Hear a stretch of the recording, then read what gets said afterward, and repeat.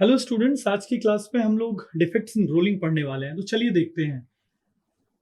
Normally 4 से 5 प्रकार के डिफेक्ट्स होते हैं रोलिंग में। पहला है वेवीनेस, उसके बाद है एलिगेटोरिंग डिफेक्ट, उसके बाद है spread, then crocodile crack and last surface defects. तो सबसे पहले बात करते हैं वेवीनेस की। वेवीनेस में नॉर्मली वेवीनेस को हम लोग वेवी एजेस भी बोलते हैं। इसमें जो हमारा स्ट्रिप होता है या जो हमारा वर्कपीस मटेरियल होता है, जो फाइनली रोलिंग ऑपरेशन के बाद हमको प्राप्त होता है, उसमें जो एजेस होते हैं वो सेंटर से थोड़े से पतले होते हैं। इसके कारण वेवीनेस की प्रॉपर्टी आ जाती है हमारे मटेरियल में। इसका मेन कारण जो होता है वो रोल बेंडिंग होती है।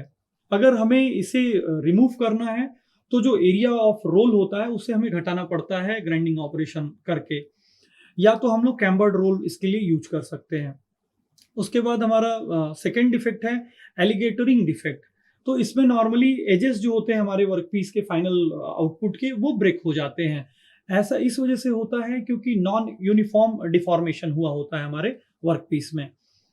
उसके बाद थर्ड डिफेक्ट है rolling defect, that is spread.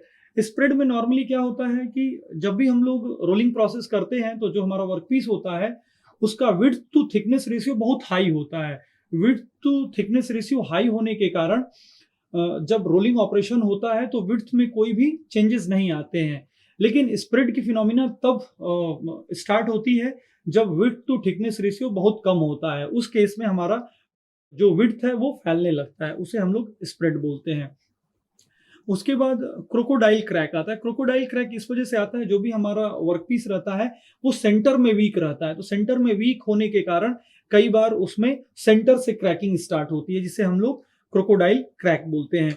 इसके बाद अगर लास्ट डिफेक्ट की बात करूं, सरफेस डिफेक्ट, तो surface defects basically scale, rust, scratches, इन सब के कारण होता है। सरफेस डिफेक्ट्स में नॉर्मली स्केलिंग हो जाती है, पिट्स जनरेट हो जाते हैं, क्रैक्स जनरेट हो जाते हैं सरफेस पे। तो ये सरफेस डिफेक्ट बेसिकली इंक्लूजन्स और इम्प्यूरिटी ऑफ मटेरियल के कारण, या जो स्केल्स डेवलप हो जाती हैं, स्केल्स पहले से ही जमा रहती हैं जो हमारे वर्कपीस पे, उसके कारण होता है। So that's all in defects in rolling. Thank you.